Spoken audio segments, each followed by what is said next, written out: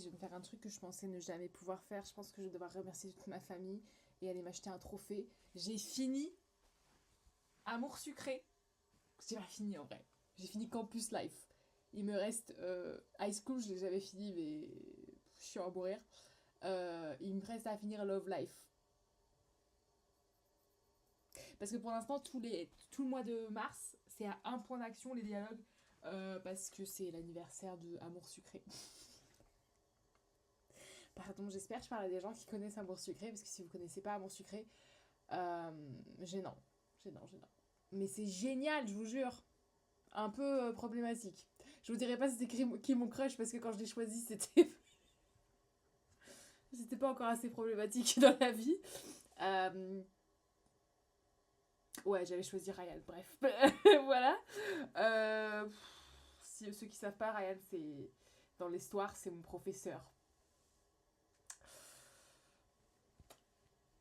C'est une fiction. Mais c'est quand même problématique. Mais c'est une fiction. Mais c'est quand même problématique, ok. Je me suis dit, comme j'ai tellement de temps sur mes mains, c'est faux, je vais faire un cornbread. Donc c'est parti. On va retourner en Amérique. 140 grammes de farine, une cup. J'adore l'Amérique. Bon, j'adore pas tant que ça l'Amérique.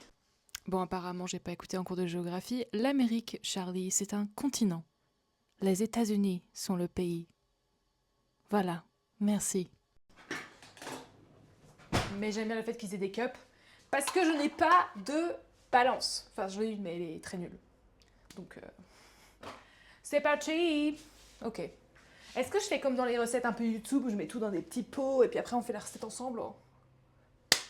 Faisons ça. Alright, c'est parti les amis. Alors d'abord, il faut préchauffer le four à 175 degrés et beurrer un moule. Je l'ai déjà fait. Ensuite, on fait fondre le beurre dans une casserole et on rajoute le sucre. Alors, je l'ai déjà fait aussi. Regardez-moi ce beau beurre fondu. Je peux pas vous le montrer, sinon ça part. Hein. Ça part par terre. Merci la gravité, Newton. Hein. Pardon. Je suis hors de contrôle. C'est chaud. Hop.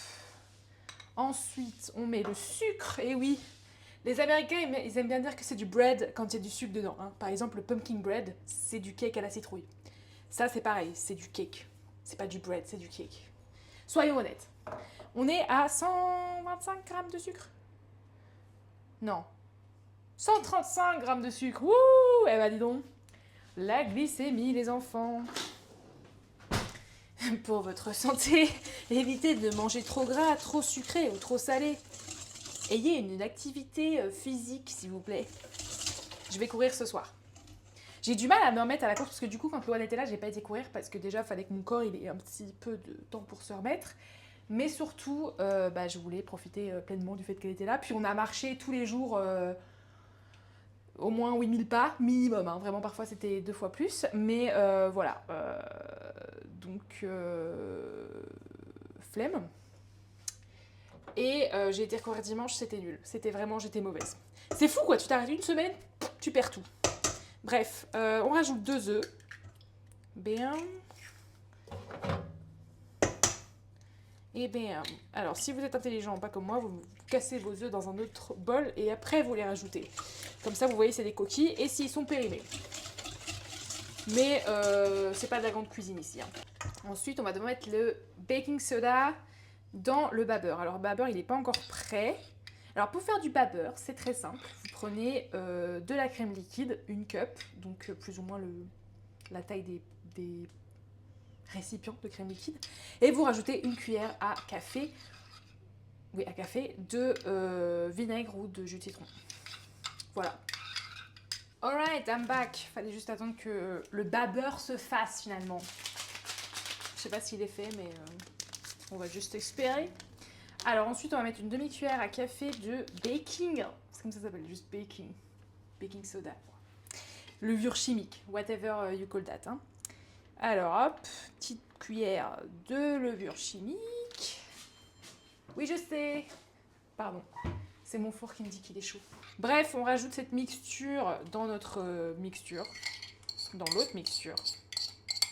dans notre appareil avec les œufs, le sucre et le beurre. Ensuite, on rajoute le sel. Un peu au hasard.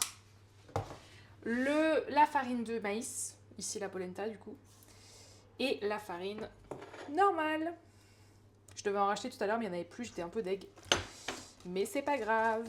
Et là, on touille, imagine. On a une belle pâte bien lisse. Yum. Je suis une Erasmus ou quoi? Tout à l'heure, j'étais au Colruyt et j'achète mes mix pour faire mon pain. Et le caissier était « Ah, vous aussi, vous faites votre pain vous-même ?» Je dis « Bah oui, avec les temps, vous savez. » Non, même pas, j'ai pas dit ça, je voulais pas paraître pour un gros rat.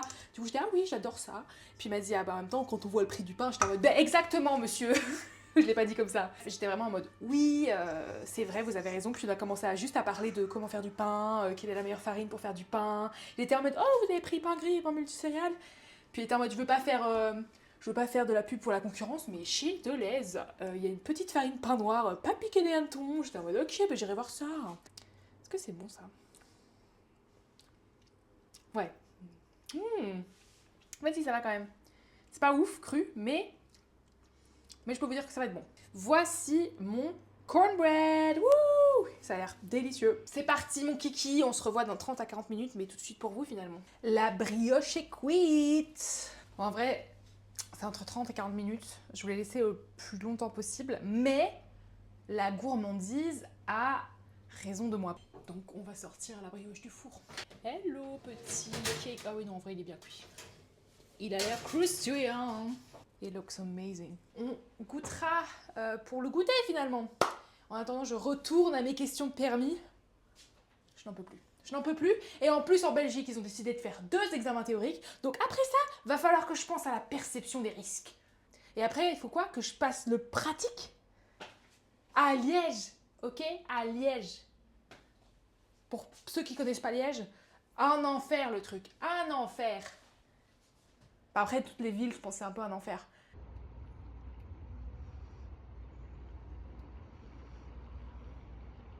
Le plan est juste monstrueux, mais c'est pas grave. Vous êtes posé littéralement sur un de mes meubles. Vous en avez certainement ras-le-bol que je parle du permis, mais écoutez, c'est le seul truc palpitant qui se passe dans ma vie en ce moment. Donc voilà, aujourd'hui je passe le permis théorique. Est-ce que je me sens prête? Oui, mais mon corps me dit va te faire foutre Charlie, parce que vraiment là, l'anxiété est au level très haut. J'ai dormi comme un caca, j'arrêtais pas de me réveiller, j'ai fait je ne sais pas combien de rêves à propos du permis de conduire, et même les rêves qui n'étaient pas à propos du permis de conduire, ils prenaient la forme d'une simulation au permis de conduire. Donc oui, j'avais des options, il fallait que je choisisse A, B, C, et il lisait la question, il lisait la situation, enfin bref, c'était une horreur, je vous jure, j'en peux plus. C'est droit, c'est droit. Bref. Est-ce que j'ai eu mon permis théorique? Suspense? Non. J'ai eu 40 sur 50. 40 sur 50. Si vous êtes belge, vous savez qu'il faut 41. C'est pas grave, hein, écoutez, on va leur passer et on verra. Mais du coup, je sais pas si je dois prendre des cours ou pas parce que je me dis 40, enfin vraiment il manque un point. Et j'ai fait 6 fautes parce que j'ai fait une faute grave et une faute grave c'est compter 5 points. Donc voilà, déjà je vais revoir les fautes graves. Hein Charlie? À la place de tuer des gens dans la rue. Par contre, je me suis dit pourquoi pas me faire une petite sweet treat, un petit goûter. Et quel est le goûter préféré des Français? Même si je suis belge. Une tartine avec du choco. Je fais mon pain moi-même, hein, vous le savez ça. Je coupe mon pain moi-même. J'ai décidé de me couper moi-même aussi. Sauf que j'ai pas coupé. Je sais pas en mode pip pip pip. Non, c'était vraiment en mode rah. Et donc mon finger est très open. Voilà, il y a un pansement, vous inquiétez pas. Mais du coup, j'étais en mode je suis censée aller à l'hôpital. Je savais pas.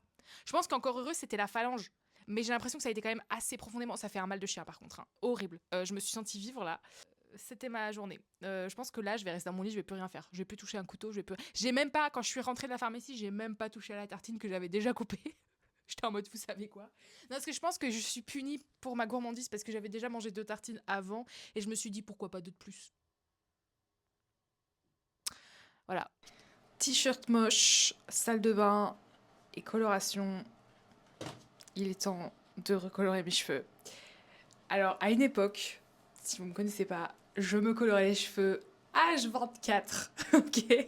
J'avais les cheveux décolorés, j'ai eu les cheveux totalement rasés à la Britney, j'ai eu tout ce qu'il fallait. J'ai eu une frange arc-en-ciel. Franchement, j'ai eu toutes les couleurs, je pense, possibles et inimaginables dans mes cheveux, ratées et pas ratées. Là, j'avais décidé de faire une pause de coloration pendant une bonne année. J'ai totalement réussi à le faire. J'avais réussi à avoir des cheveux totalement naturels, mais pour Halloween, j'ai décidé de me recolorer les cheveux. Là, je sais pas si on peut voir. Ouais, si on peut voir. Il y a une énorme démarcation entre ma couleur naturelle ici et la couleur que je m'étais faite. On va partir pour une coloration cuivrée de chez Aromazone. C'est une coloration henné. Alors je sais, on dit souvent qu'on peut pas mettre du henné sur des colorations déjà existantes. Celui-là, on peut. Il y a juste, tu dois laisser poser beaucoup moins longtemps. Sinon, tu auras une démarcation entre les cheveux naturels et les cheveux pas naturels. Donc, comme j'ai quand même une repousse assez conséquente, puisque j'ai fait ma coloration genre mi-octobre et on est mi-mars, je pense que je vais d'abord, pendant 1 heure et demie, laisser poser sur juste les racines, et après, bah, j'y mettrai dans les longueurs. Alors oui, j'ai acheté la coloration suite à mon échec au permis théorique. Pardon, je viens de me voir dans le retour, c'est horrible.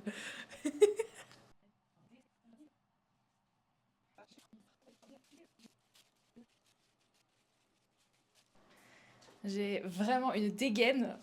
Faut vraiment passer par là pour avoir un glow-up. Faut ressembler à rien. Bon, ben la colo que j'ai achetée pour me remettre dans mon permis raté est tout comme mon permis raté. Est-ce que vous voyez une différence?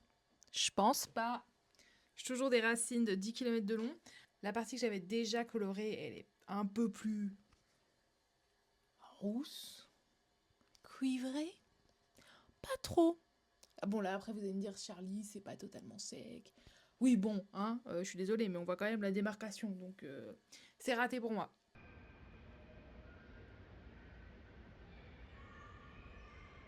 Pas moi qui vous fais chier avec mon permis pendant 3 semaines pour ne même pas vous dire que je l'ai repassé. Voilà. Whoop whoop. Donc après mon 40 sur 50, je me suis dit, pourquoi pas le repasser direct finalement. Donc j'ai attendu quand même une semaine, enfin, je devais attendre 6 jours, mais il y a eu une grève. Donc j'ai attendu 7 jours. Parce que je pouvais pas aller à l'autosécurité sans bus. Parce que je n'ai pas le permis. J'ai été le passer, j'étais un peu plus relax, j'étais en mode, ça va aller. Franchement, il y a plein de trucs que j'ai compris et que j'ai appris dans cette semaine où j'ai étudié en plus, que j'aurais peut-être dû savoir avant d'y aller la première fois. Et donc, je fais mon examen et il faut savoir que quand vous avez 38 sur 50, l'examen s'arrête. Donc, si vous faites trop de fautes, à un moment, l'examen, il va faire « Non, ça sert à rien de continuer, t'as raté ». Donc, les questions défilent, je réponds, je vois que l'examen s'arrête pas, donc je me dis « Tant mieux, écoute, voilà ». Il y a des questions qui étaient très faciles. La plupart des questions étaient assez faciles. J'arrivais à repérer les pièges. Donc, j'étais en mode « C'est bon, ça c'est un piège, je sais comment répondre, tu ne vas pas m'avoir ». Et là, je clique sur la dernière question et je vois « Vous avez réussi ». J'ai failli pleurer. Puis je me dis, c'est quoi mon score? Et donc je regarde mon score. 50 sur 50. Zéro faute, guys. Zéro faute. Croyez en vos rêves, Beliève. Genre vraiment, j'étais sous le choc. Je me suis levée, j'étais en mode... Et donc, j'ai été chercher mes papiers parce qu'ils doivent te donner un papier pour aller chercher ton permis provisoire et tout. Et elle me regarde et m'a fait « Waouh, zéro faute, c'est rare !» J'étais en mode « Arrêtez, madame !» Non, je rigole, continuez. Mais vraiment, je suis sous le choc. Genre, pendant 3 jours, je me suis réveillée, je me suis dit 50 sur 50. Mais du coup, maintenant, mes expectations, elles sont très hautes. Je me dis, si j'ai fait 50 sur 50 là, je peux faire 10 sur 10 à la perception des risques et je peux avoir le permis haut la main. Faut peut-être pas trop espérer dans la vie. Hola. Alors aujourd'hui, c'est la Woman Race à Liège. C'est une course de 4, 7 ou 11 km. Je pense qu'il y a un autre après, je suis pas sûre. Faite pour les femmes. Voilà. Me demandez pas s'ils prennent compte du genre ou du sexe. Je n'en ai aucune idée. Je me suis inscrite parce que, à la base, mon premier 7 km officiel, c'était censé être en avril, mais je le fais avec plein de monde, plein de potes, et du coup, je suis en mode, j'ai besoin d'un où je suis seule. Cette semaine, j'ai pas vraiment été courir, parce que je me suis tordu la cheville à un trail de 10 km la semaine dernière. Du coup, j'ai été courir que hier. Et donc là, je suis déjà un peu cassée. Donc là, j'ai littéralement de l'arnica sur les jambes, de la pommade sur le genou et sur la cheville, et du réflexe spray, donc c'est un truc chauffant, sur le bas du dos. Je suis prête. J'ai mon t-shirt Popflex, mon meilleur ami de tous les temps, en plus il y a des poches. Donc je peux mettre ma petite pomme pote. Si vous faites pas des longues distances, mais que vous êtes un peu fatigué quand même, pomme pote, vraiment incroyable. Ça me redonne un petit boost, et même si je suis pas fatiguée, ça me redonne un petit boost. Et après, n'oubliez pas l'eau. Même si vous courez 3 km, avoir un gilet d'hydratation, c'est ok. Ok, y a pas de... Je sais qu'il y a une police des chaussures et des gilets d'hydratation dans le sport de course à pied. Faites ce que vous voulez, ok. Mettez les chaussures que vous voulez, mettez un gilet d'hydratation pour le 3 km, parce qu'il faut s'hydrater de toute façon. Vous transpirez, vous devez boire. Point. Bref, je sais pas comment je le sens. Je pense que je peux faire en dessous d'une heure.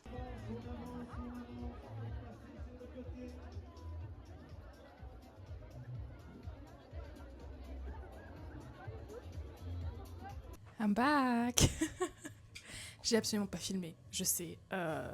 Je vous m'excuse, mais j'essayais de survivre. J'ai réussi, j'ai fait mon objectif. Je suis très très fière de moi. Je voulais faire en dessous d'une heure et j'ai fait 57 minutes, sachant que c'était un peu plus que 7 km et que le premier kilomètre, je l'ai fait en 10 minutes par kilomètre parce que on a à peine commencé qu'il fallait marcher. Parce qu'il y avait un bouchon. Franchement, l'organisation était pas ouf, je dois dire. Déjà, le départ a été retardé de 20 minutes. Ce qui fait que l'échauffement qu'on a fait, il était plus chaud. Et après, à peine tu commences à courir, tu dois marcher. Et quand tu dis marcher, c'est pas marcher genre marcher vite. Non, c'est vraiment genre... C'était très gênant. Mais sinon, après, bon, ça a été, la course s'est bien déroulée. Dernier kilomètre, je me battais pour ma vie. J'étais en train de me dire, s'il te plaît, Charlie, tu peux le faire, tu peux le faire. Mais vraiment, j'y croyais presque plus. Mais je l'ai fait. Je suis très très fière. Par contre, les gens à la ligne d'arrivée, est-ce que vous pouvez arrêter de rester là ? C'est chiant à mourir. Genre, vous arrivez, vous êtes content d'arriver, et tout ce que vous voyez, c'est genre une marée de gens qui sont vraiment comme ça à 1 mètre de la borne d'arrivée, qui coupent votre chrono. Donc en fait, si vous voulez faire un sprint, soit vous foncez dedans, soit vous devez ralentir. Et c'est super chiant. Enfin, je veux dire, vous avez fini votre course, partez. Si vous voulez attendre des gens, attendez-les sur les 100 mètres avant la ligne d'arrivée. Il y avait des files de malades. Vraiment, c'était très compliqué. Donc l'organisation, il y a des trucs à revoir, je dirais. Mais bon, après, on avait du soleil. Il faisait froid, mais il faisait ok. Je suis quand même courue en short parce que mon legging, de toute façon, est troué. On verra le 7 km de Liège, enfin le 15 km de Liège dans un mois. Je suis cassée. Je vais prendre une douche chaude, m'étirer et dormir. Soyez fiers de vos accomplissements. Parce que... we did it, ok? Même si tu cours 1 km, 3 km, 500 mètres, on s'en fout. Si tu cours en 12 minutes par kilomètre ou en 5,30, on s'en fout. L'important, c'est de bouger son corps parce que c'est le corps qui va nous suivre jusqu'à la fin de notre vie, donc il faut en prendre soin. Et voilà, prendre soin de mon cœur, c'est aussi très important. Bisous!